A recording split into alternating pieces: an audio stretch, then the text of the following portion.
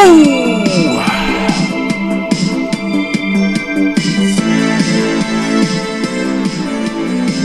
Welcome, everybody. Thank you again to Mr. Herd S. Eric for the wonderful graphics work. And welcome to the Wednesday Night Comic Book Presser.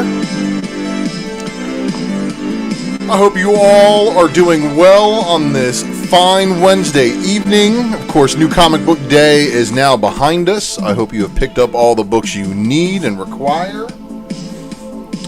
And next up, our soundtrack is always provided by Whitebound Audio. Please be sure to give them a subscribe when you have a moment. And of course, the ID on where to find me. UltraMaximus, UltraMaximus X on Twitter.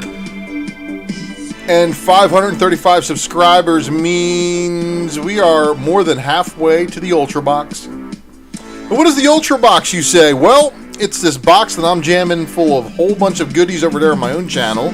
So please make sure to not only like this video, make sure you have subscribed to this channel, Tales from the Flipside, and hit that notification bell for more notifications for when we go live here. But also, I do some things on my own channel. Make sure you're subscribed over there, because that's going to be the only way you're going to find out how to win that Ultrabox. But this is Tales from the Flipside.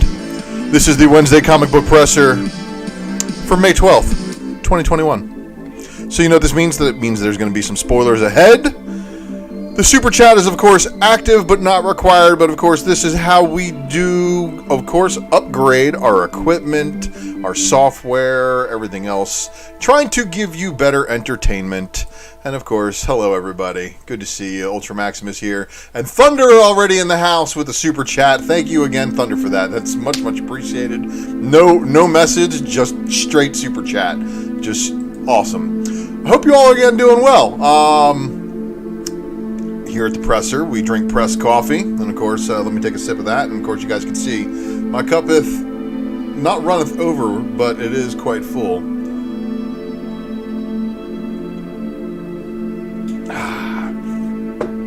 My wife's got one of those cool speed kettles. Let me tell you, it's the best thing ever for pressing coffee. But of course, thank you again, everybody, for joining us. We got a lot of people in the live chat, and I want to thank you all for joining us here in the live. Oh, look at this. Look at me screwing up. I hit the escape button. Let's try this again. There we go. Here is the Raw Report portion of our Wednesday Night Comic Book Presser. And with this following report, it is basically what I consider the top story. I look for news going on and stuff like that going on around, the interwebs and stuff like that. But this week was a slow news week as far as comic books. I have an animal howling at me. He is just kicking down the door. But about our top story. Come here. Come here. If you're gonna hop up on me and kill me, kitty, come on, do it. All right, never mind. Shut up. Oh, you're you. I have to be Dr. Evil. So if my wife comes in the office and sees me with the cat in my lap, she calls me Dr. Evil. But anyway, let's get on to the top story, everybody. The top story is, of course, lots of controversy. How to cause controversy when there is none, really. Well, why don't you just start by taking a classic cover and then, in a very not-so-cool way, calling out the artist of that cover and telling the internet how you're going to fix it. So, for the full details on this portion of the story, you can check out Jeff Scott Campbell's Twitter. And on JSC's Twitter, he actually has all the details about how somebody came and basically turned his artwork into a meme. And the dude's like talking about how he's fixing Jeff Scott Campbell's art. Well, okay. Let's dive into this one a little bit better. So Jeff Scott Campbell talked about this, where he was like, over the weekend, a famous cover of mine featuring MJ from Spider-Man got a lot of attention again, and it began circulating on Tumblr, Twitter, and eventually on Facebook. Someone took to fixing the artwork, as they put it, And, well, it got a lot of people talking. And it's true.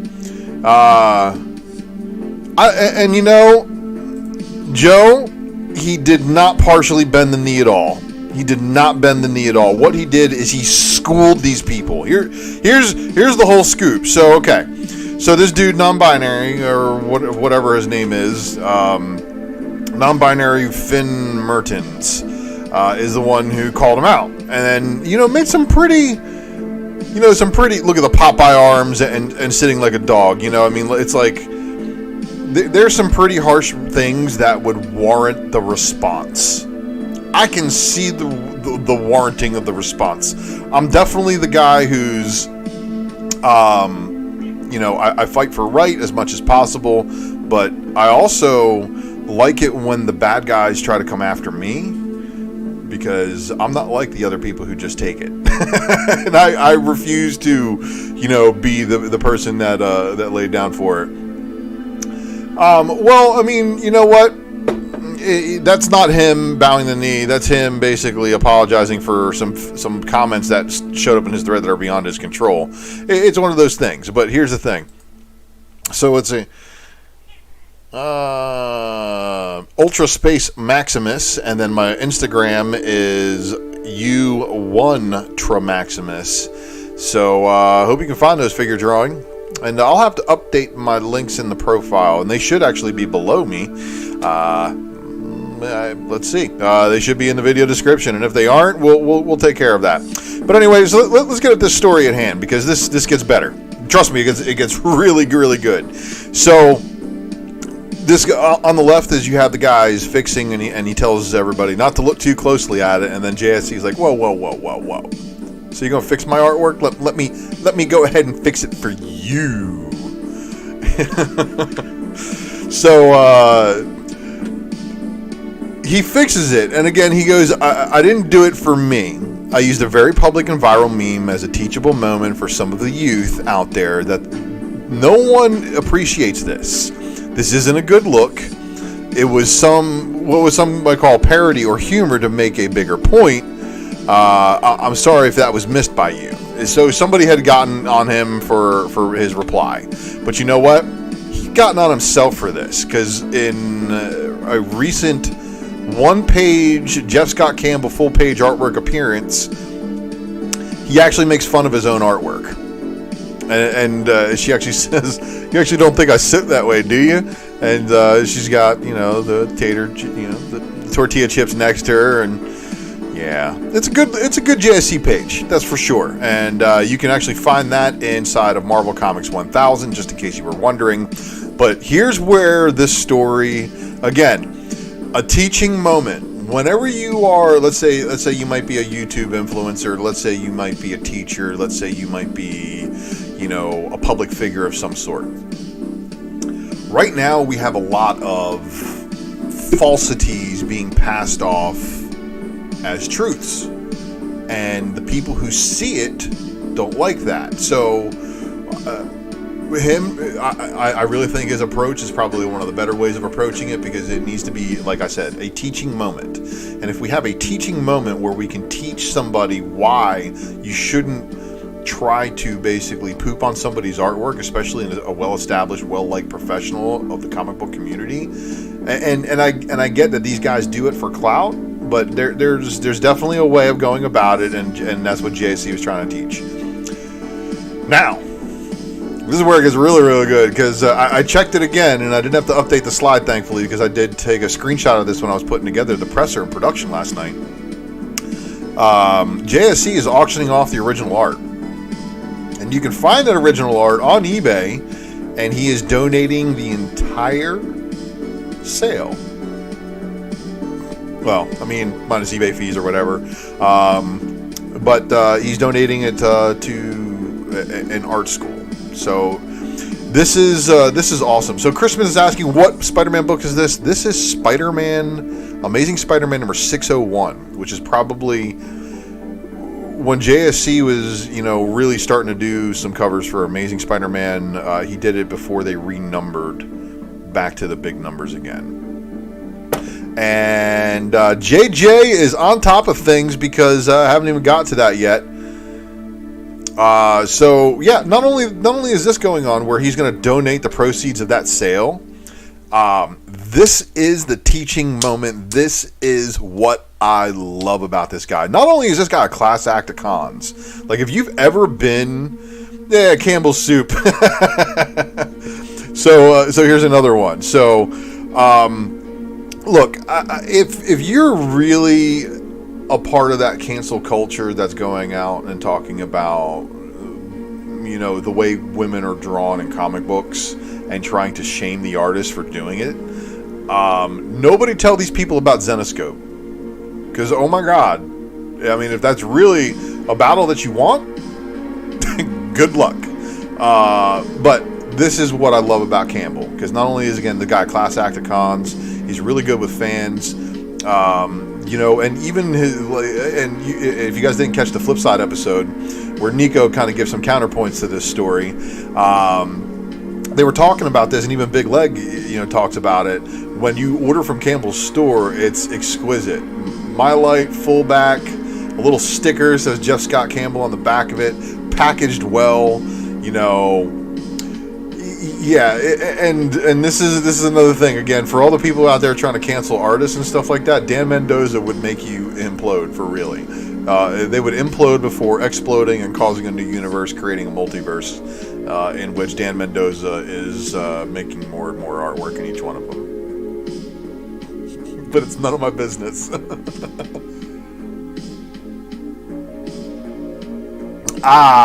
Good stuff. Good stuff. Okay. So I love that, again, that Jeff Scott Campbell, is, again, spinning it into a positive. And please be sure to follow his IG, follow his Twitter. You can see all the details for the art contest. You can see all the submissions. All this information is clearly out there. He wants you to redraw the cover to his Amazing Spider-Man 607, because the one where she's kissing Peter in front of MJ is probably a little bit tougher to draw. But some pretty good responses out there. And again, I want to thank everybody for joining us in a live chat while we get warmed up, because everybody, this is the Wednesday Night Comic Book Presser. And what does that mean? That means we cover comic books on new release day. So if this is your first time with us, whether you're that or you are an experienced speculator, longtime viewer, no matter what, hopefully I've got something for you here today. And let's get into my book of the week, honorable mention. And this goes out to this Beta Ray Bill 1 in 25 selling double ratio. Some sales a little bit lower at about 30, but not very many of them moving. Also not very many of them listed. So it's a very odd scenario book. But I do. And see Glenn, I'm trying to pay attention to the chat. As you know, this is the presser. I try to be interactive with you guys. I appreciate this, man. And you can watch with your kids. Well, good. I try to keep it clean, so we'll see if I don't slip up tonight and maintain that one. And I know some of the covers may not apply, but nonetheless, book of the week, honorable mention with this Beta Ray Bill, Stegman. I mean, this should have been, in my opinion, like the 1 in 25 on the number one, or maybe even just the only cover. But cool. I left a couple today. I saw a few of them on the shelves, but left them because they were double ratio. And you guys know me, I'm cheap. But the book of the week, and the reason why I got to give this one a book of the week is because it is a 1 in 100. It does have completed sales over ratio. I know it's probably not on everybody's radar, but I can tell you that older fans are definitely very, very much. Actually, JJ Maxwell, I know this answer. This answer is actually Nintendo Power. So back to the Peach Momoko 1 in 100 Virgin here. So this thing, it's a 1 in 100 on a Fantastic Four book in the middle of the run, issue number 32. Only hardcore readers are reading enough to know why this book warranted a 1 in 100. Of course, the wedding of Victor Von Doom to his wife Victorious. So Victor marries Victorious. Here's to you, Victor Von Doom.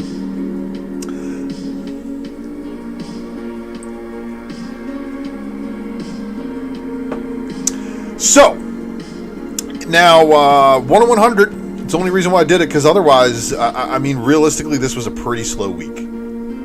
Just being honest. But, just because it's a slow week does not mean I don't have spec picks for you. So you want to stick around until after we get through the new releases. We'll talk about my spec picks from this week. We'll also talk about the books that just closed on FOC this past Monday. So lots of stuff to talk about here this evening. Everybody, welcome to the presser. I want to give a shout out to everybody in the live chat. I want to thank you all for joining, for tuning in, for doing everything you do. You make this show wonderful. So let's kick it. Let's get into the new releases. And let's talk about it. So, first up on our publishers list is A Wave Blue World. And they get, because they're A space. So they really take the cake with that one. The Orphan King, and this is your premiere edition of the Orphan King. And I did not notice any variants listed. So we'll see where this one takes us. All right, and then next publisher up is going to be Ablaze, which gives us one of my buddy Sith Lordly's. Oh, I'm sorry, Sith Lordly. Oh man, I can't believe I messed up his name. Sith Lordly from the Spine Ticks crew. This was actually one of his pickups today that he was posting on IG. And actually, hey Sith buddy, I actually picked up this too.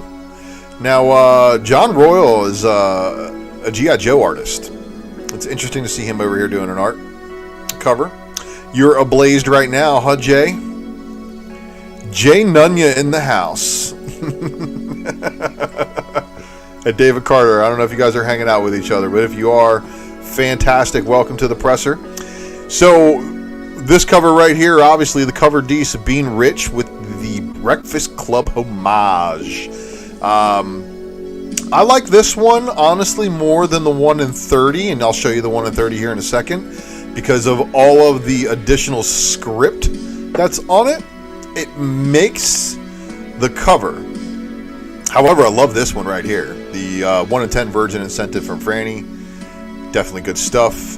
And then the Levette number 3 20 copy incentive, followed by your Breakfast Club homage 30 copy Sabine Rich Virgin Incentive. Good luck to you guys getting those 30 copies at your LCSs and any of the Ablaze titles, including Unsacred. Just, 30 copies is a lot for some stores to swallow. Sipping that pressed coffee. All right. Absolute Comics gives us a First Offense, cover A. And then next up, cover B. And it's a lenticular. Isn't that interesting? AC Comics giving us the Femforce number 192. Aftershock and Shattering Your Expectations. Maniac of New York number 4. And you can actually check out the interview with the writer Elliot, joining the Modern Comic Mayhem crew a couple weeks back. You can check that in the old Flipside videos on the Flipside YouTube channel under the Modern Comic Mayhem playlist. There's also a Wednesday Comic Book Presser playlist where you can go back a couple of weeks and check out my FOC picks and see what they're doing this week. Also, Project Patron number 2. Scouts Honor number 5. City number 1. And then we also have your variant cover, which was your 1 in 15 cover. And let me see if I can do it. Yep, I can do it. I gotta give a special shout out. Special shout out. So let me show you guys something here real quick. So the man, the myth, the legend, the rookie of the year, all that other good stuff. And Glenn, hey Glenn, everybody's seen that trailer, but I let the Flipside guys run with that one on Monday, man, and they killed it. So you should go back and check out what they're talking about on that one. Oh, Mojo, you want that what?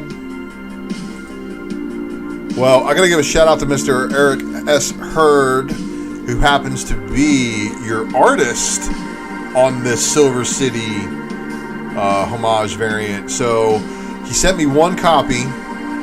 I'm afraid this one's probably going to be PC, guys. I thought about maybe putting it in the Ultrabox, but it is way too fuego.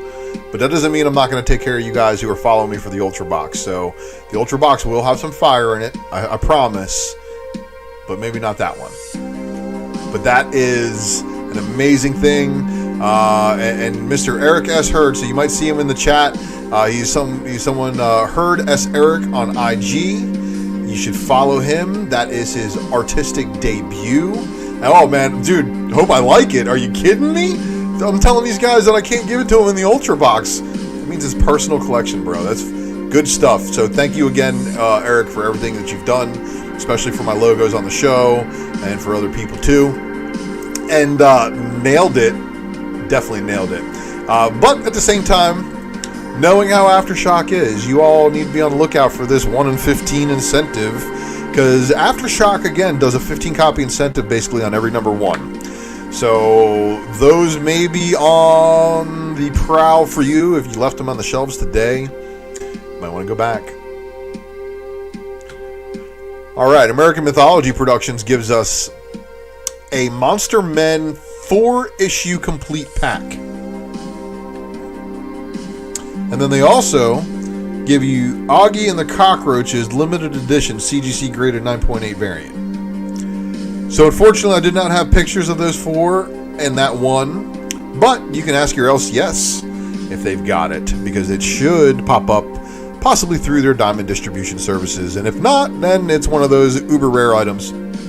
But up next we got Archie, and Archie's going to be giving us Archie with the World of Archie Jumbo Comics Digest number 109. Alright, and then again, you guys know that I'm really, really hard on store variants. I don't show them unless I absolutely love them, and I don't really buy them for flip value. I buy them always for artistic love. So, like, artist exclusive variants, things like that, it's always. Look at Mojo. Shout out to the Drunken Sharks who are in the chat tonight. It's always really about the artistic value to me, so it's never about the flip. I do that just to make sure that I'm not stuck chasing some of these really uber rare ones. It's just a personal way I collect comics. I'm not saying that if you do that it's wrong. I'm just saying I won't do that because I don't want to find myself spending on one book what I could spend on a ton of back issues that could be pressed and cleaned and great. You know, different strokes. But you guys know I'm a Jeff Scott Campbell fan. There's a slab of right there. It's the Phoenix Resurrection White Phoenix. So yeah, okay, I'm a little bit biased. But and shout out to Mojo Quid. I hope you didn't have to pay too much for it. I know it's a pretty fire cover, and I know that you guys like these things. So fire covers, and of course, when we're talking about the late, the great Michael Turner, they say that this is the only Carnage drawing he did. I've heard other people say that, oh, it's just a recolored Venom. And I'm like, no, I think they might have recolored it as Venom once. But I'm pretty sure with the little floaty stuff off of them, that looks a lot more like Carnage than anything else. But these were available through your LCS if they ordered them through your Diamond distribution services. So check with them, see what's up with them, see if they're still in stock, and then we can still order them. Artists, Writers, and Artisans giving us Resistance Uprising number 2 and no variants. Behemoth Junkie Cable number 1. Paranormal Hitmen number 4 of 4. And then the one that you were all waiting for, You Promised Me Darkness number 2. If you are indeed reading this book and you think I should be reading it too, leave me a comment below if you're watching this on the rewind or after the video has ended. Leave me a comment. Let me know in the comments section below if I should be reading You Promised Me Darkness. And if you are reading it, also tell me what you like about it. But we had a couple of covers. So you had a cover A, you had a cover B, and then you had your cover C. So I hope you were able to pick those up. Heavy Metal. Chasing the Dragon, number 3 of 5. And there is your cover A, which means they do, of course, have an incentive. So this is your 10 copy incentive variant. And then we got Universe X up in the house. Thanks for joining us, buddy. Good to see you. And let's see here.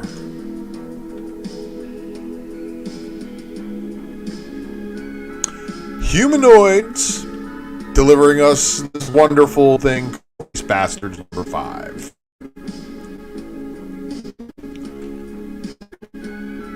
It's Live has given me a book that I was looking for. I didn't see it at my LCS, so hopefully I can find it somewhere online, because one of those things that about me that you may not know, and I'll give you a little clue right here. I actually have the original Nirvana shirt with the smiley face on it. I have 2 different versions of it.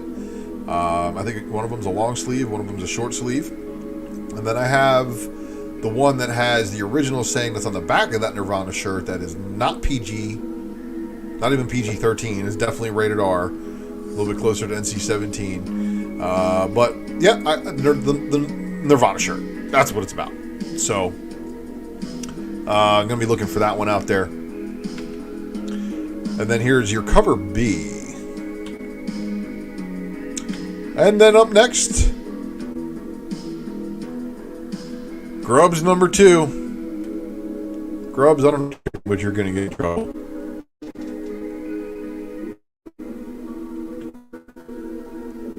Mad Cave, giving us Knights of the Golden Sun number 12. That one had a lot of heat on it in the beginning. Oni Press. Agritsuko, Meet Her World number 2.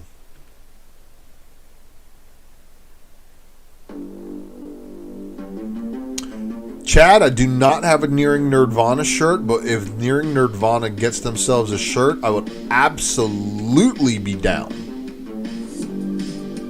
And if you don't know what Nearing Nirvana is, you need to go subscribe to them as well. That is the roster from the Comic Book Women, who just actually had a wonderful show here on Flipside last night. If you did not see Comic Book Women last night, they give you some eBay selling tips.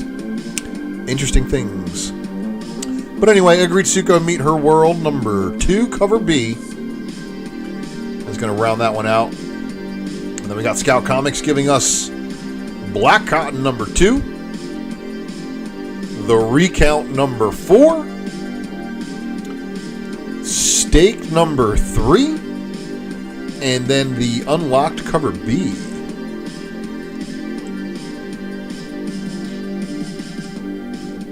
Titan Comics, Doctor Who, Missy number 2, cover A.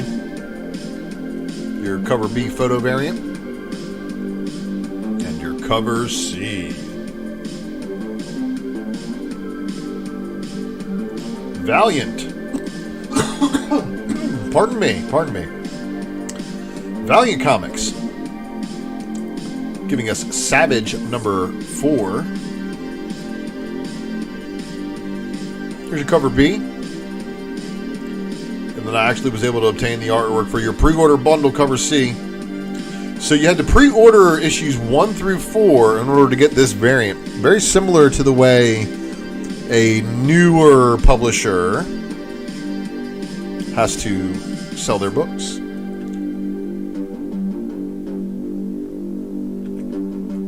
Vault.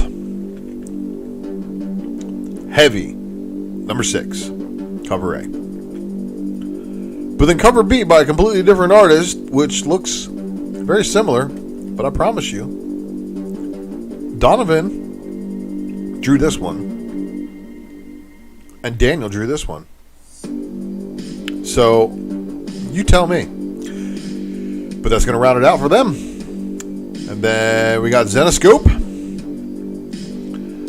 Grim Fairy Tales number 48, cover A. Your cover B. Your cover C. and your cover D. And that means it is almost the time for the premier publishers, but first, a moment, I want to remind you guys.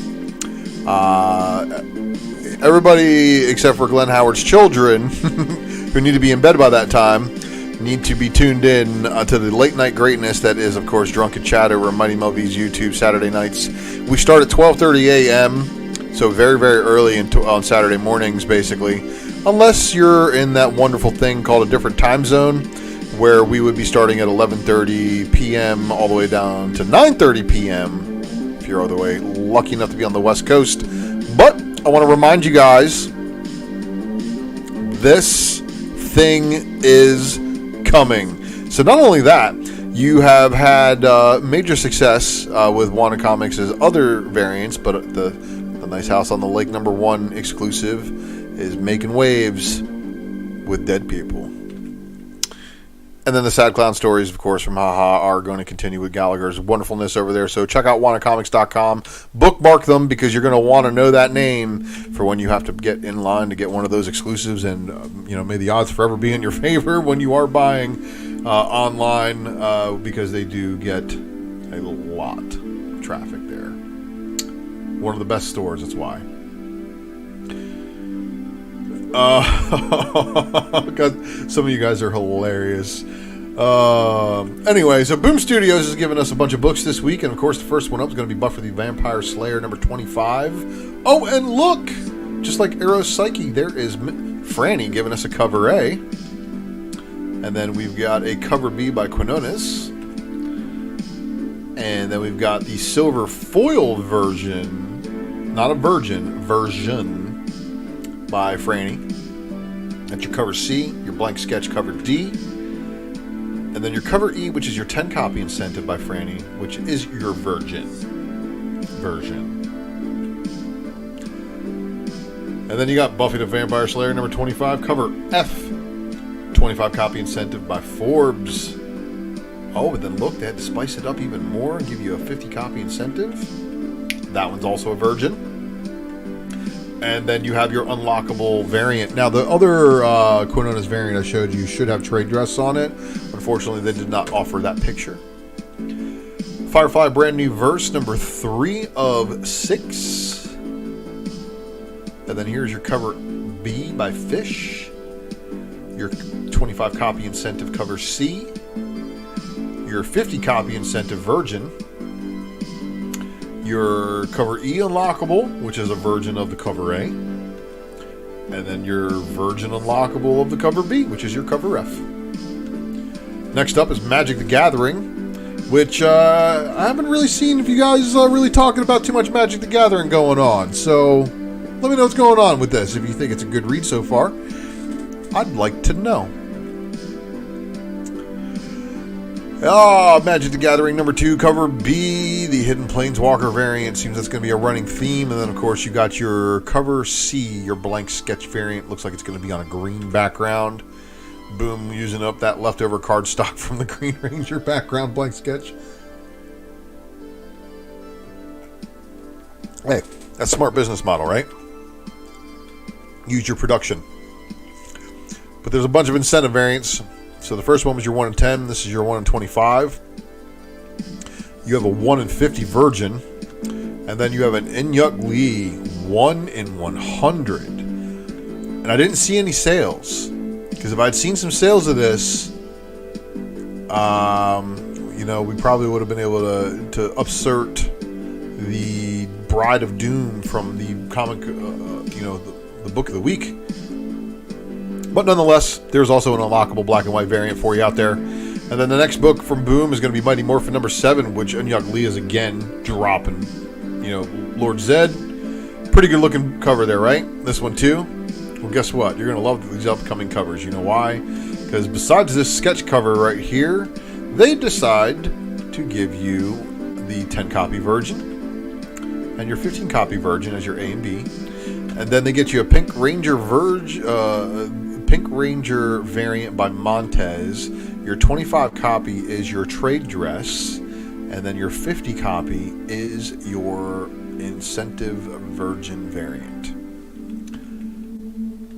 Good looking cover. That's why I made the thumbnail.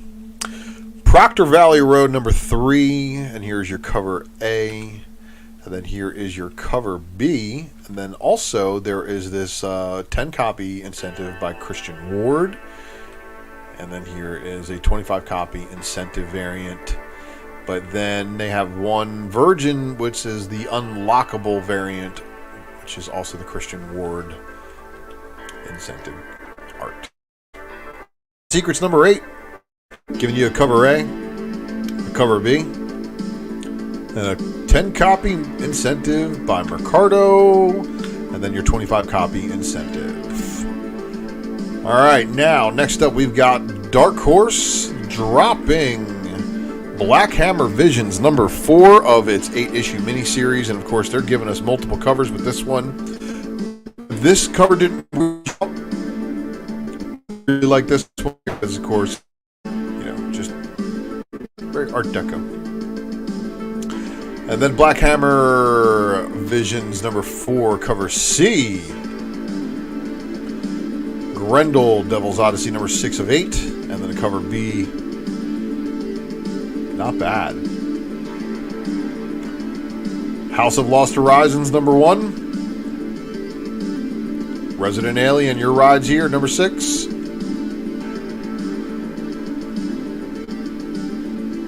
Dynamite Entertainment. Invincible Red Sonja number 1. Linsner. Limited Virgin cover.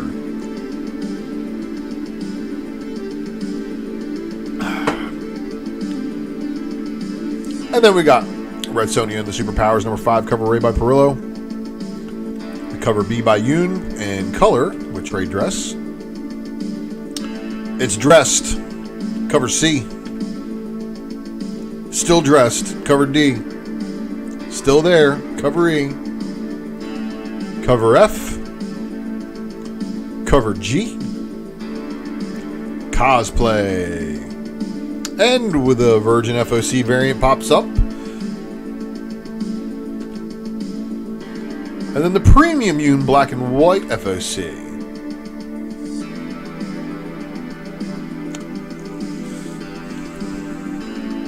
Let me take a crack at this one here, Dennis. The ones that happen on key issues with low distribution and low sales totals will be the winners as long as the artwork supports it.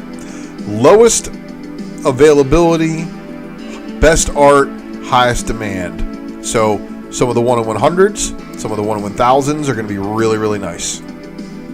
But anyway, how many of these variants? I don't know. Who knows? Red Sonja and Superpowers number 5 giving you an 11 copy. So we're in the incentives now. Last one, again, 10 copy incentive. They also give you this 11. You have a 20 copy. 25. Another 25. 25. 30 copy. 35 copy cosplay. 40 copy. And the 45 copy. And then the 50 copy black and white. And then there's a 7 copy black and white Virgin FOC incentive. Then we've got Vampirilla versus Purgatory number 2. This is your Derek Chew limited Virgin cover. Because they got more limited Virgin covers. Number 2. And then on issue number 3, Vampirilla vs. Purgatory cover A by Chew. And then here's your cover B. Your cover C. Your cover D. And then this is where they're going to start to get real interesting. Your cover E is wild. Your main Virgin FOC bonus variant, which then they also have a premium main FOC variant, which has the trade dress. And then we have this premium FOC cover. And then the Virgin FOC bonus cover. And then we're in the incentives. So then we got a 10 copy. An 11 copy.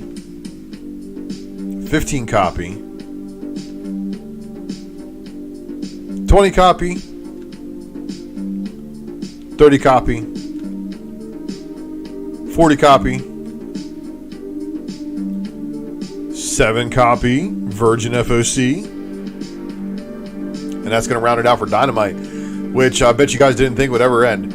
But IDW here on the stage giving us a bunch of good books this week, and we've got Cantu number 2 of the City of Giants series. And then there, of course, was a 10-copy incentive by Zucker. Comic Book History of Animation number 5. There's your cover A by Dunlavey. And then your cover B, also by the same artist. And that is some pretty awesome looking stuff on the screen. Lots of nostalgia. G.I. Joe Real American Hero, cover A by Andrew Griffith. Cover B by Freddie Williams. And then your 10-copy incentive by Casey Maloney. Marvel Action Spider-Man number 2. And this one also had a 10-copy incentive. And a reminder that the Marvel Actions are all ages appropriate. So this would be how, if you are going to be teaching your kid why you have to buy the book that's more expensive than all the rest of them and has a different cover, if you're going to teach your kids about variant buying, this is how you start their collection. Now, thanks to Drew having wonderful prices at Wanda Comics, I have added a couple of Sonic the Hedgehog retail incentive covers to my order. You guys know you always pad an order with additional books just to make sure other books don't get damaged in shipping. By chance, mysterious things happen. But yeah, Sonic the Hedgehog retail incentive covers. My son doesn't even know he's collecting them yet. Pretty cool. But these also might not be so bad spec-wise, as they are all new original stories. A lot of first appearances. They technically count as a new universe. So if the people who count Ultimate Universe appearances as anything, well, then they should be counting those as well. My Little Pony Friendship is Magic number 1 shot. It's a 2021 annual. Cover A. Your E.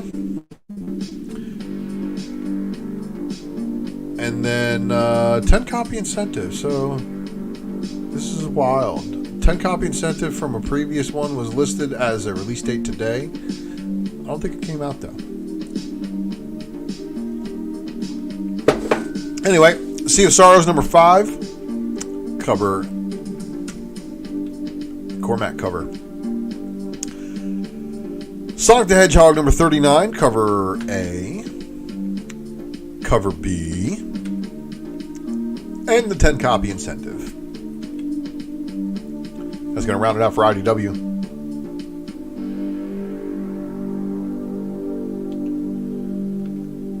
Image Comics, Birthright number 49. There's your cover B.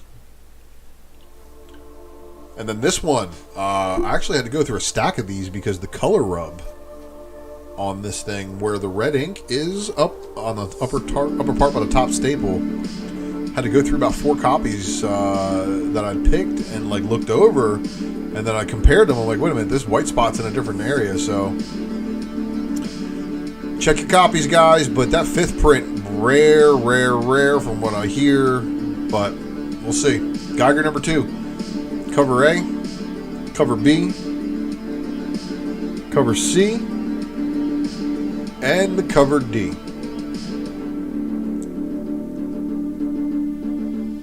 Uh-oh. See, if there's a secret variant, there wasn't enough on the shelf. So shout out to Aaron Yee for dropping that. It's not something that I had been able to see in my time of being a full-time dad and putting the presser together. So if you know what the secret variant is for Department of Truth number 5, is it just like the secret variant for issue 1? First print? Leave me a comment, man, if you can tell me. Shout out to everybody in the chat for also dropping fire. This is how, again, we get information out. Love it. All right, back at it. We're looking at Home number 1, second print. Yeah, Oswald variant, huh? Man, I'm going to have to check. All right, hold on. I have to check my copy now.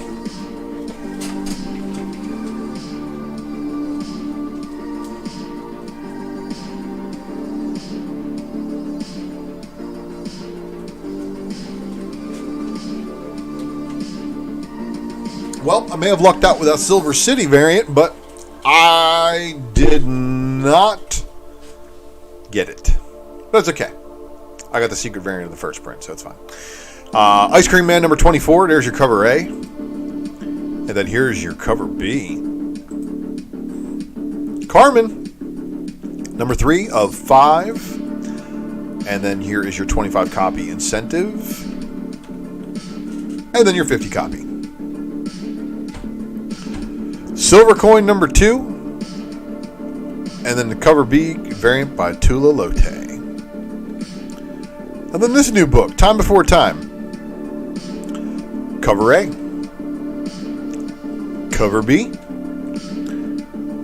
And then here's your 25 copy incentive, which tells me that's a time machine. Am I right? Leave me a comment below. Let me know how right I am. Or how wrong I am. Either or. American Vampire 1976 is our first book up from DC this week. And it's issue number 8. And here's your cover A by Raphael Albuquerque. Your cover B is your cardstock variant. Batman and Scooby-Doo Mysteries number 2.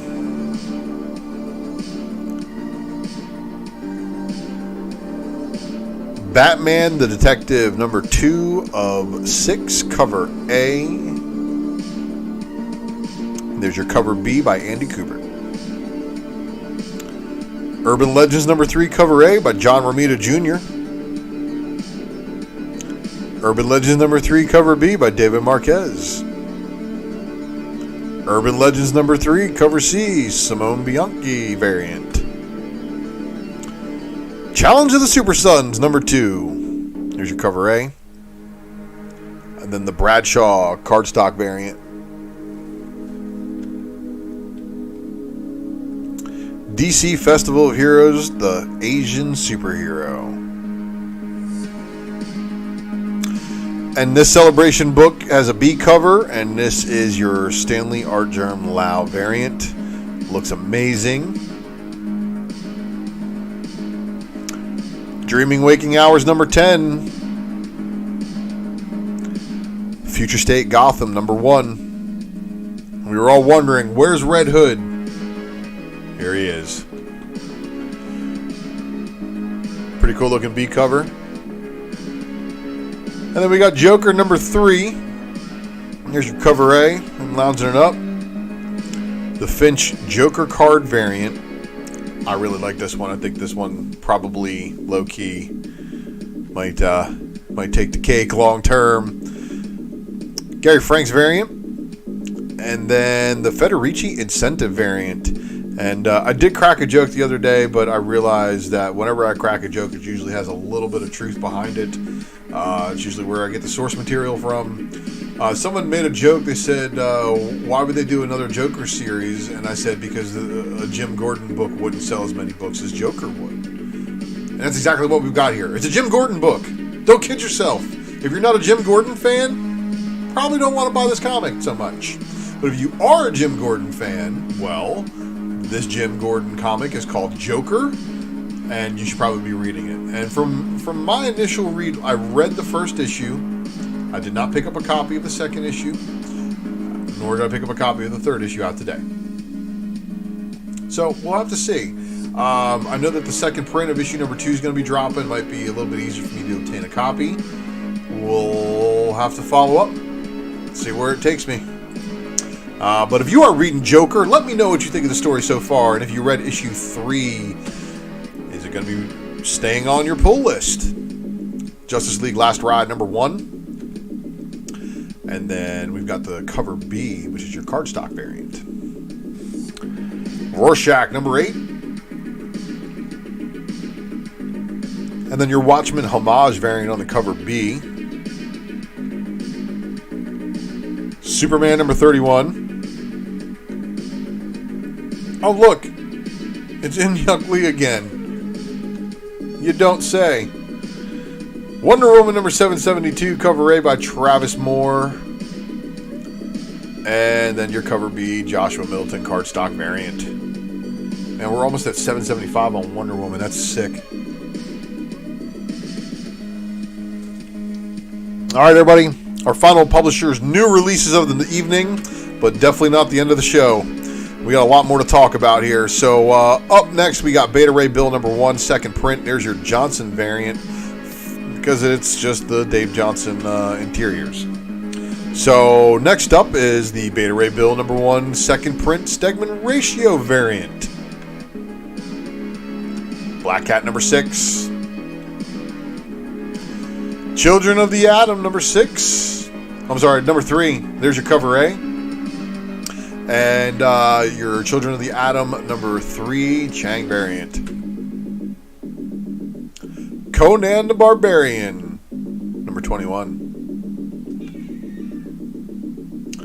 Fantastic Four number 32. Fantastic Four number 32 Momoko variant.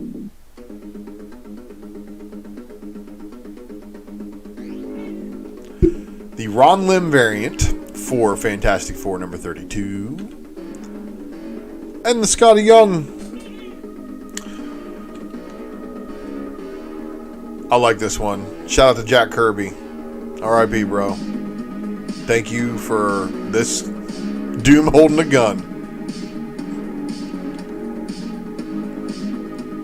And then, of course, the Momoko Virgin variant. Hard to dethrone in a high ratio variant. And then the wraparound variant's also not doing too bad. It's actually selling for a pretty good amount. Tons of copies of these on the shelves, but I left them there. I know that they're doing a ton of tie-in stories.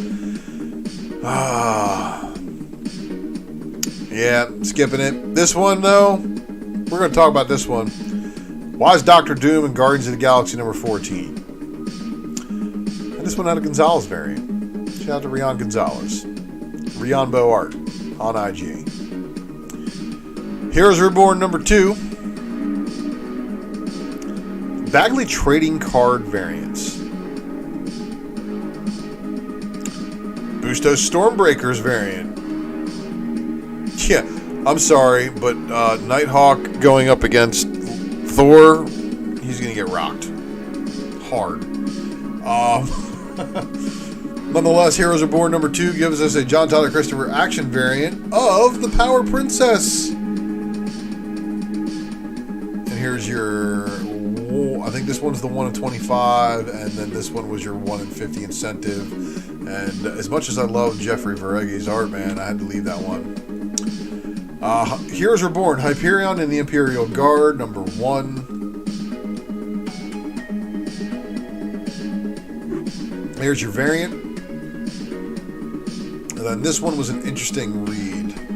We're going to talk about it. Heroes Reborn, Peter Parker, the Amazing Shutterbug, and then there was this Greg Land variant.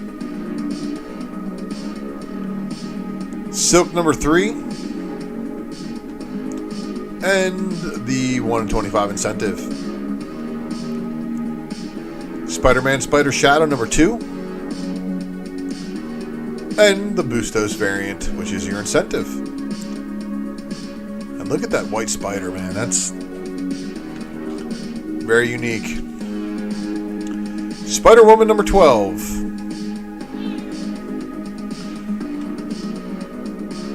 Star Wars number 13.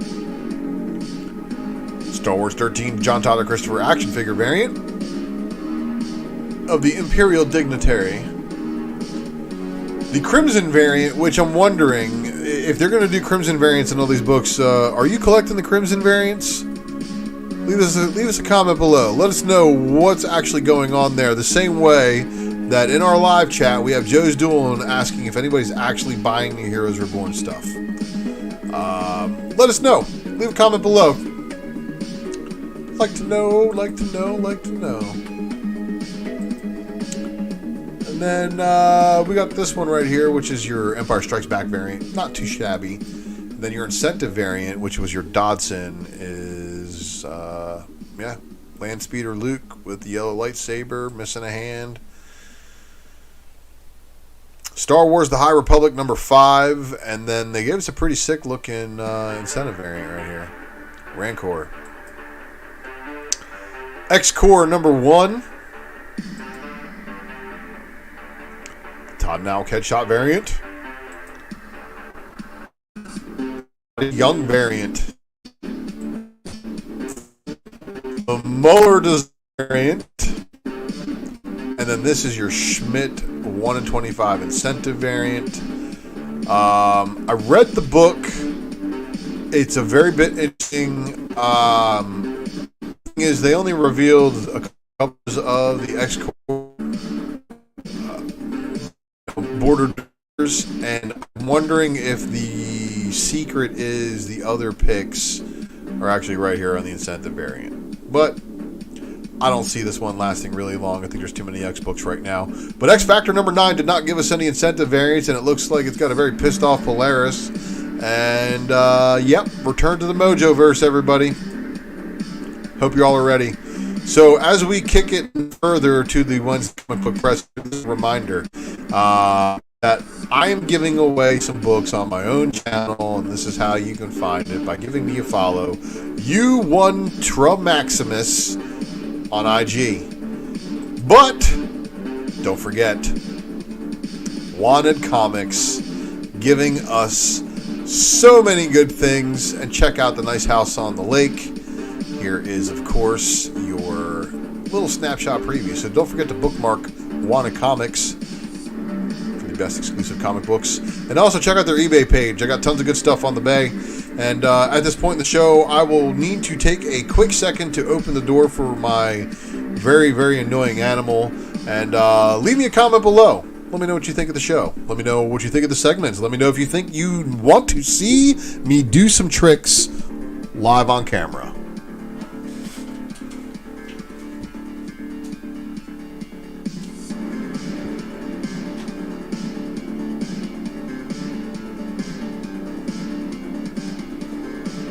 Oh, all right. So, we're getting to the fun part of the show. I promise you. I have finished my cup of coffee. I am now on to the cup of water to make sure that I talk too much. So, we'll see what's going on here. So let's get back into the remainder of this program. Which, if you've stuck around, you stuck around for the goods. So, 72 of you guys watching live this evening. I want to thank you guys for breaking me over 1,000 views in a very little time. And we appreciate all the support you've given us on shows here at Flipside. It is amazing to have you guys as fans watching these shows. But the Raw Report update, we have to talk about Loki. So Loki dropped a new poster. And you can find this poster artwork available on Marvel.com. But you know what else you can find on there? Loki hosts a watch party. Wednesdays at 5 p.m. You can join by hitting the hashtag #PoundLokiWednesdays and join in on that Loki watch party. And today was Marvel Studios' Thor. May 19th is going to be the Avengers and the Dark World. And then May 26th is going to be Ragnarok. And then June 2nd is going to be Avengers Infinity War and Avengers Endgame, getting you all caught up. And this is going to be amazing in this reporter's opinion. Let me know what you think. Are you going to tune into the watch party? Are you going to join in and watch Loki live? 3 a.m.? You going to stay up like some of us crazies do? Oh, I saw this and I thought it was pretty awesome because, of course, it hit the nostalgia right in the gut. Gut punching the nostalgia, right? So Marvel's MODOK unveiled the greatest supervillain trading cards ever. And what I mean by that is, if you guys know, Marvel's superhero trading cards just had a really recent revival. And over at Marvel.com, you can actually see these images as well. You can download them, save them. Patton Oswalt as MODOK.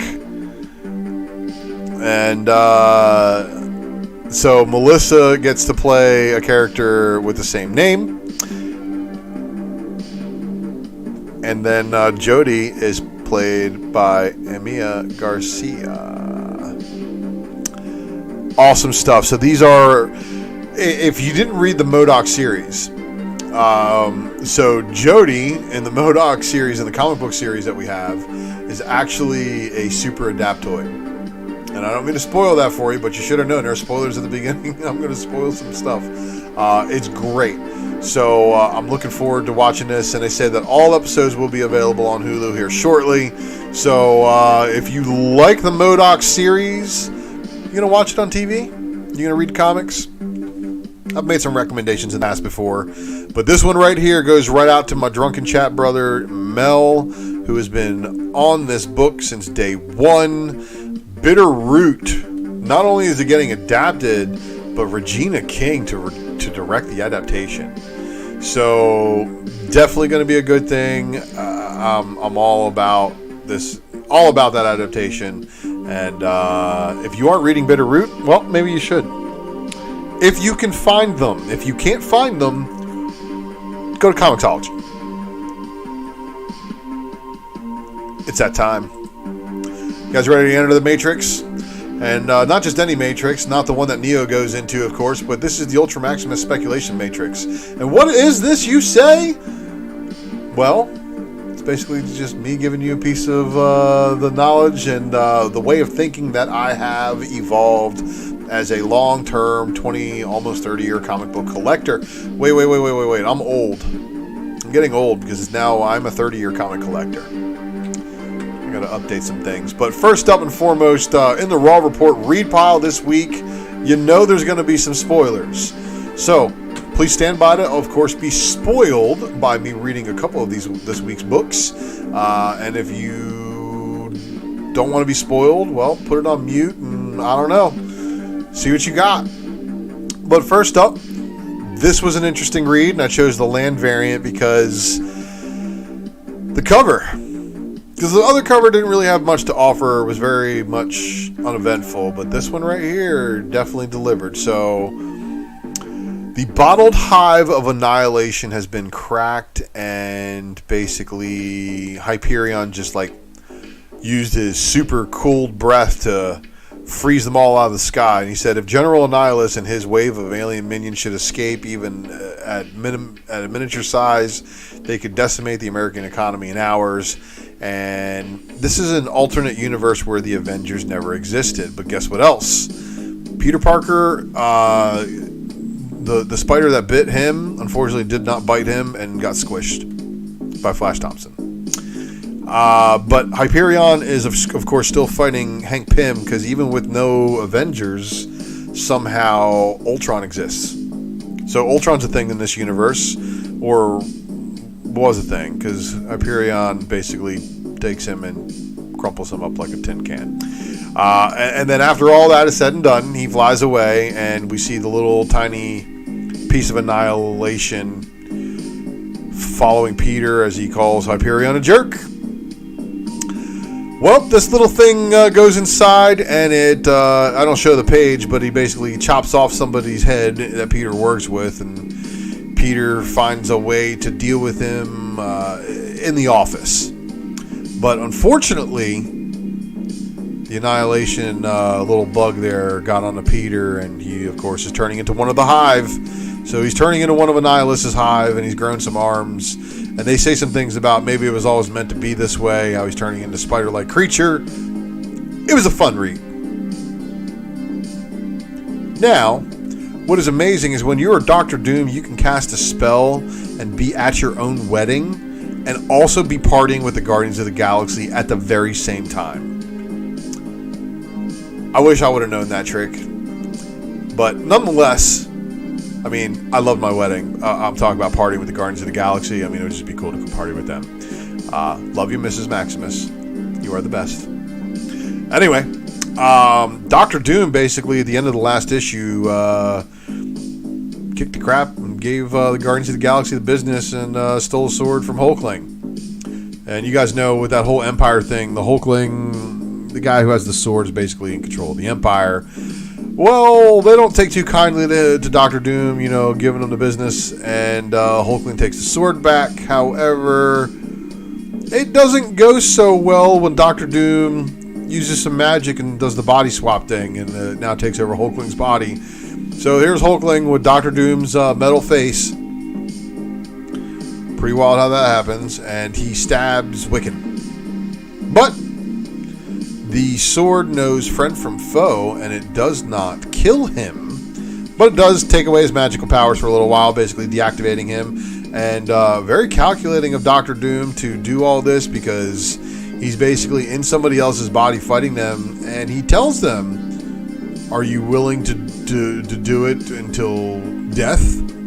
Now, these guys are all having this wonderful battle, and of course, Doom still controlling the armor that Hulkling's consciousness is in. You know, basically, he's like, I can't control it, Doom's doing it. And Doom's like, activate protocol to shut him up. And it shuts him up. So Hulkling can't even talk while he's in Dr. Doom's body inside that armor. Well, at least nobody can hear him. But the other members of the Guardians of the Galaxy, now mind you, there are multiple Guardians teams. There's 3 Guardians teams now in this one book. It's getting kind of crowded. They're over there dealing with Ego. And we come back to Moondragon, you know, waiting for an opportune time to take care of Dr. Doom, and she basically does. She basically causes the body swap to go horribly wrong, and Hulkling's back in his mind, or Hulkling's mind's back in his body, but Rocket is someplace else, and Dr. Doom, or I don't know. All I know is Dr. Doom is inside of Rocket Raccoon's body, and there's a lot of stuff going on. I'm sorry, my cat just hit the mic. But there's a lot of stuff going on here, and basically it's welcome to the Guardians of the Galaxy, Dr. Doom. So Dr. Doom joined the Guardians of the Galaxy because there's a bigger threat coming, and that means if Doom's got to join them for a bigger threat, what is this bigger threat? And I guess we're going to figure that one out here in a little bit. And then, as promised, the fair shake read that I give here, whenever a new independent book is going to come about and somebody's like trying to, you know, give it a review, I want to, I want to give a book a fair shake. You can send them a message through IG, Andrew, if you would like to find out any information. But basically, the showrunners give away their own stuff, so that's the reason why my giveaways are done on my channel now. I gave away some stuff over here to entice you guys to give me some follows. But yeah, basically, the hosts of the shows are the ones giving the stuff away. So, Deep Beyond, read 4 issues. Anybody else reading this one? If you are reading this one, let me know. This right here, in my opinion, was a great read, and I read it all. So, the story so far starts off with us in the year 2085. So, some kind of cataclysm has happened. We've got a pair of sisters, Pamela and Jolene. All right. On the right, pictured right there with the cover B artwork by Mirka Indolfo, is the sister Pamela, who is obviously in a place being flooded. She's grasping what is in that picture, a radio, and she obviously has definitely seen some kind of radiation poisoning, because those are some boils or lesions or whatever you want to call it. Whatever's going on here obviously isn't good. She's the only person left alive. There's a lot of details being given in the reading here.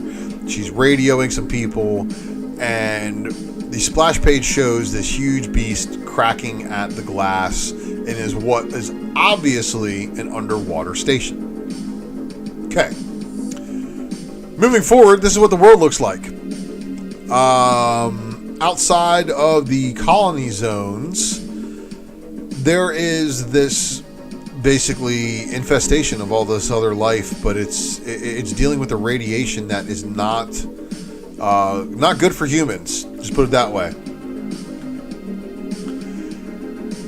And of course, not only is it like a little suspect looking plants, well, it's kind of like Slytherin and alive, and of course, gutted that guy right there.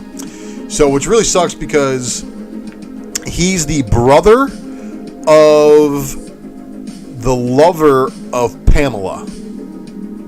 So our main character, and the one that we're following, the one that's we're in this together right here, is Jolene, and that is Pamela's sister, and that's Jolene pictured right there in the armor. And it takes 4 issues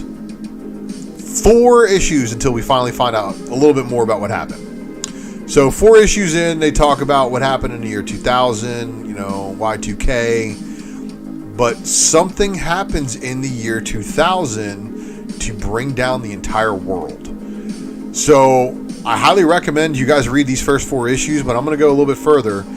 It's a fun read to get all 4 because you do get the warm up. I'm going to spoil you, so if you don't want to be spoiled, go ahead and mute it and come back in a couple of minutes or whatever.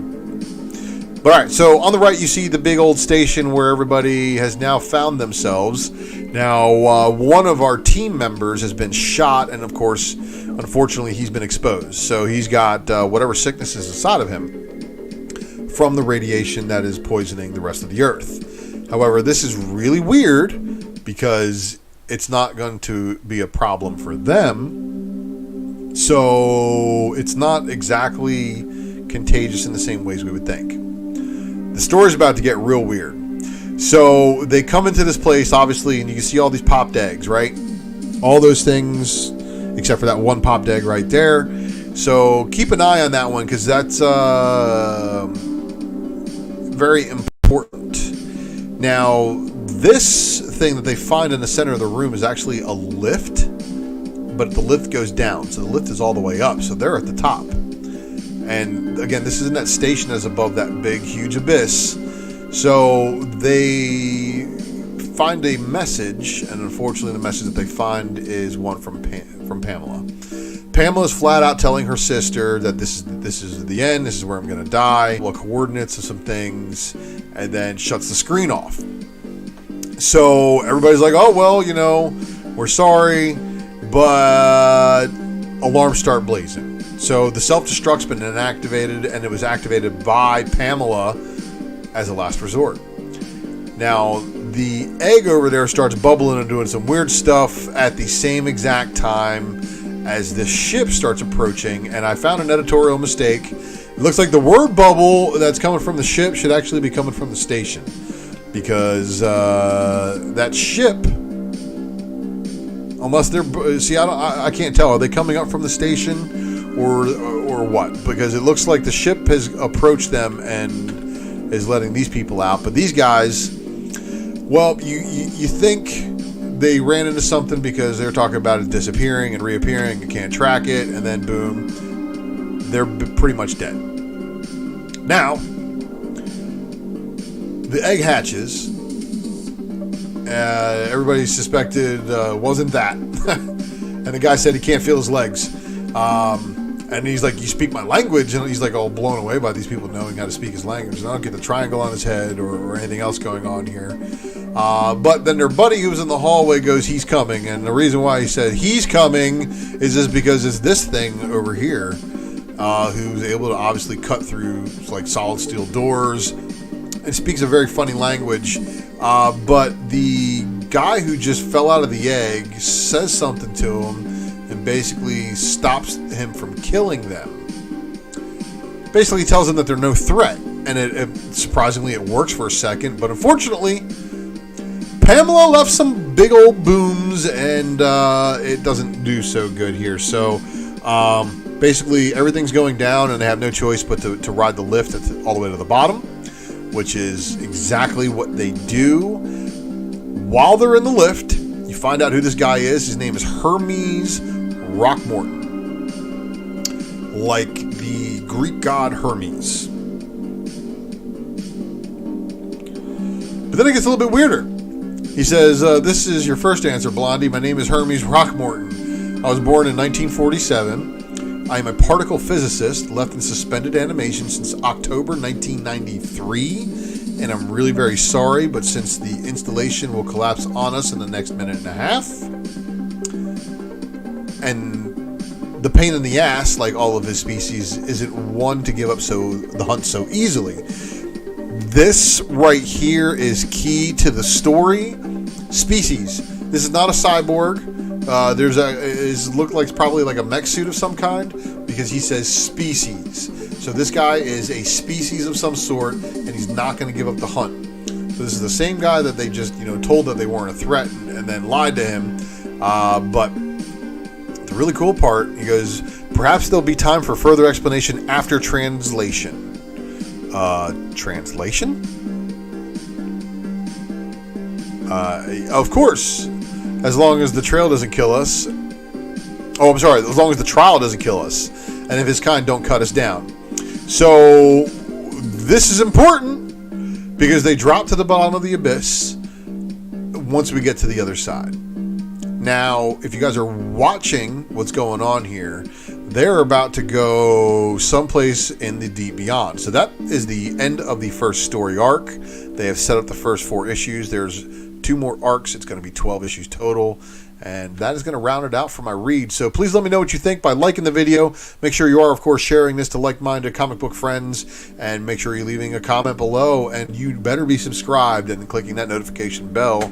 Because we do interesting things here over at Flipside. I want to give a shout out to all the other shows on Flipside. So last night, again, was Comic Book Women. Tomorrow night, we have a new show debuting. Friday night, of course, is going to be the Hot 10.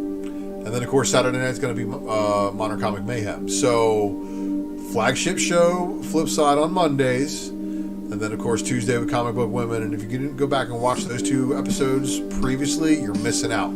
But we got a ton more to go through here this evening.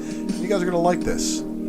So, here inside of the Speculation Matrix, I'd like to give you guys my new release picks. So, let's take a look at what I think the new release picks from today are going to be the possible future winners. And again, I'm not a professional. I just like comic books. I do think that the City of Giants retail incentives are probably pretty good. Oh, and then here we got Dealer Flipside dropping tomorrow morning. There you go. So the G.I. Joe Real American Hero 1 and 10, also not too bad. Of course, you know I like the 10 copy incentives for a lot of the Marvel actions. And the Sonic the Hedgehog. Beta Ray Bill. Apparently this ship is going to be to his going forward. That may play a role why this Beta Ray Bill #1 second print gold cover will be doing things.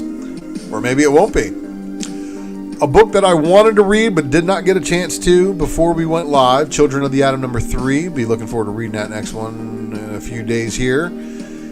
Fantastic Four #32, the Kirby Hidden Gem variant. And then, of course, the Momoko Virgin variant. And, of course, these might actually be good flips right now. I know the Kirby's doing ratio, but the Momoko is doing a little bit above. Guardians of the Galaxy #14. And I like the Rian Gonzalez one. Heroes Reborn #2. The variants, at least. The variants, right? And then the Arrow Psyche. And this is one of the few times you will see me put basically all the covers on. Every issue. Every variant for this issue. Yeah. I mean, they're all good. Artistically, I like them. The story is pretty good, too. I'm digging the quick flip-throughs that I've done. And, of course, the homage to Breakfast Club does not hurt. And, of course, this one doesn't hurt too bad either. Of course, being the Mike Turner stuff. And, of course, if you are into just the Mike Turner cover A, you can purchase that one on your own. You Promised Me Darkness #2, cover A. And, Mike, I heard the same thing. But yeah, FOC was already done. So you have to be on point. And You Promised Me Darkness #2's cover B and cover C, because the book seems like it's gonna have a little bit of heat behind it. We'll see how long it lasts, right? Space Bastards #5, and then of course Holler #3.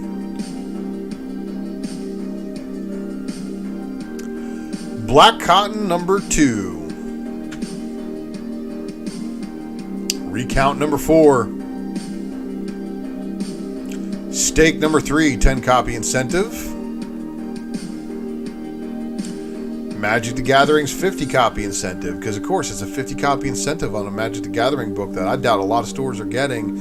Yeah, the 1/100's out there too, but yeah, 150 for me. But that's just my picks. Again, let me know what you think of the picks. Leave me a comment below. And then, of course, I want to remind you guys that if you missed out on some of these books and the ability to order them let's just say any prices that might be post-release, you should subscribe to Ultra Maximus and get in on, not only get in on the ability to win this ultimate box called the Ultrabox, but I do this little thing called the secret variant. And it doesn't actually have a scheduled time. It doesn't have its normal things because it's a show that I do when I can go live. Usually happens sometime between tomorrow and Sunday. And on the secret variant, we talk about FOC, and the FOC review here on the Wednesday Night Comic Book Presser is the Ghost of Monday, the FOC review. Let's take a look. So all these books are already, the final order cutoff is in. So the books that you see here, whatever's out there is already out there. So if you're interested in any of these, you better go and claim your copies, either by contacting your LCS or getting in your pre-order. So let's see here.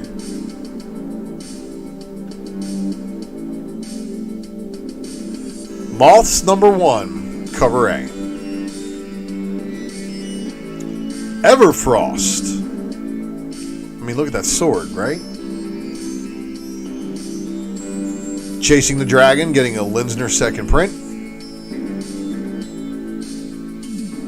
And of course, this series continues to deliver. Black Cotton, #3. And I don't know why this is on FOC again, but it is. And so is this, again.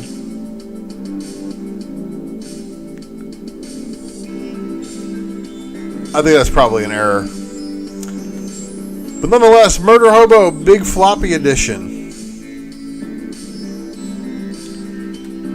Oz Annual Patchwork Girl One-Shot. This is your cover C by David Nakayama, who is continuing to gather a cult following. Basilisk, #1, 50 copy ward incentive. So it's a very complex to say name, but it's also a 50 copy incentive on a book. Probably not a lot of people will be ordering, let's just be honest. But this next one I think is probably going to be the book of the week it comes out, just because I know how some of you people are. Oh, here we go. Berserker #3 got a 25 copy incentive by Jenny Frisian, which has got a bunch of blood on it. 3 has a 50 copy incentive without the blood. And then they have a 100 copy incentive. Again, I think these are probably going to be the big ones. Franny dropping more fire over on Buffy the Vampire Slayer, just like she did this week. Buffy the Vampire Slayer's 26 50 copy incentive. Magic the Gathering getting a second print for #2, and that was on FOC before #2 even released. Isn't that funny how that works? The Many Deaths of Layla Starr. And this is your 25 copy by Andolfo. Proctor Valley Road, #1, giving you a second print. And it's a ghost story. So this is a really fitting cover for that book. Betty Page and the Curse of the Banshee Premium FOC variant. Invincible Red Sonja #2, cover D by Frank Cho. And hang on, she's got to go and friend somebody. Invincible Red Sonja #2 Premium FOC variant. Another Premium FOC variant. And the Cohen trade. Vampirilla #20, 30 copy incentive. Just wild looking Vampirilla cover for sure. And then Commanders in Crisis.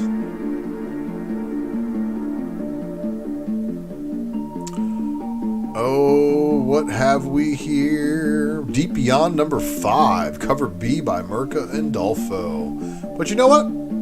The cover D is not too shabby either. So this is a tale of two twin sisters. And I'm actually digging it. Firepower issue 12. Now there's a ton of variants for issue number 12, so I want to remind everybody, McFarlane is the cover E. Go ahead and secure your copies now. And then the other notable one, besides my love of Rob Liefeld art, is the Frank Miller cover L. Yes, cover L. Nocterra number 2, third print. Nocterra number 3, second print. Nocterra number 4, cover B by Frisian. Oh, Bartel doing Batman number 109.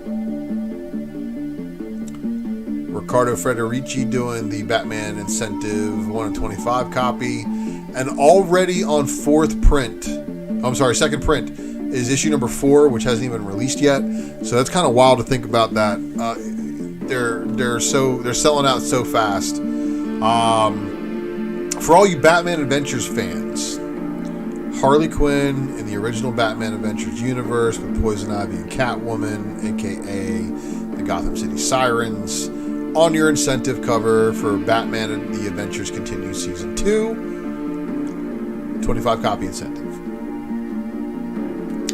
The cover Bs for the Crime Syndicate, showcasing the Syndicate members. The Crush and Lobo number 1, 25 copy incentive by Christian Ward. And then the team variant, which is the 250 copy qualifier variant. So good luck to you guys if your store's ordering big. Oh, what are we here again? It's another cover by Jen Bartel. But this time, it's a Harley and Ivy cover.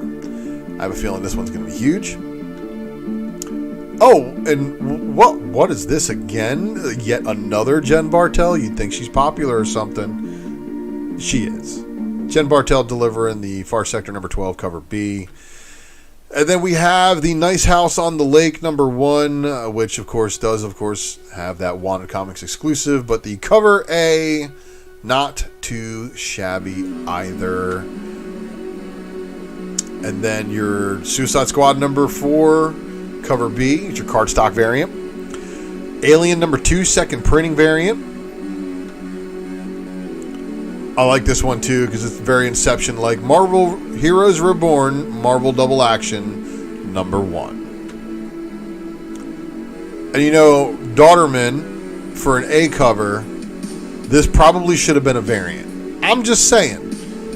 This would probably have worked a little bit better as a variant cover, but it didn't show up that way. And for all you guys who missed out on the JTC exclusive Star Wars number 4 Bounty Hunter Boba Fett action figure variant way back in the day, well, now you got an open order one that you can add to your collection. So, but there's also this wonderful variant by Pepe Larraz.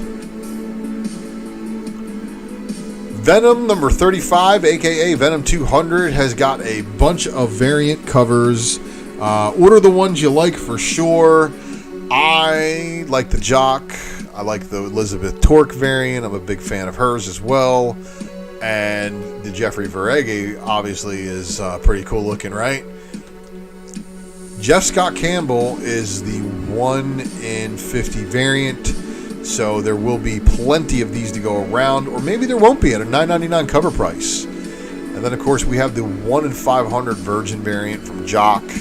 That's probably going to be rarer than a hen's tooth, again, being on a $9.99 cover price. A lot of stores buy in just to be able to qualify to order this thing. Was right around $2,500. I mean, you figure if they get half of cover, wow, right? No, that's not even accurate. That's not even accurate. I'm not even doing math right. See, it's because it's late, and we've been pressing for a while. So I want to thank everybody for tuning into the presser as we wind down on these last little bit of books here. Here is the last book, and that is your X-Force number 20, your character design gala variant. I just like this one because it had cool people on it: Wolverine, Sage, Domino, Beast, Kid Omega, and Professor X wearing what would be described as probably a Kanye suit. But thank you again for tuning in, guys. This has been an awesome presser. I appreciate you all tuning into these live streams as they come about. But don't forget to tune in. If you want to stay on top of what's going on in FOC, subscribe to my channel, Ultra Maximus, and I'll get you the notification when you click that bell and catch me on the secret variant. And what this means is that this is approaching the end of our program this evening. You guys are the best soldiers in the chat. I want to thank you all for tuning in. Tales from the Flipside. And I went live a little bit later this evening because Nico dropped a Instagram post saying that we went live at 11, and I didn't want to confuse a whole bunch of newbie people. So it also gave me a lot of time to spend some time with my son, who refused to go to bed on time tonight. But look for the notification. It should be 10:15 or maybe a little bit later. And I appreciate you guys sticking with me on a little bit later version of the presser. Nonetheless, I am your humble host, Ultra Maximus. You can find me at these following spaces: UltraMaximus and Ultra Maximus at XUltraMaximusX. I really do appreciate you guys watching, and I will see you all next week. And shout out to everybody in the live chat. Again, I appreciate you guys tuning in live. Let's tune it out.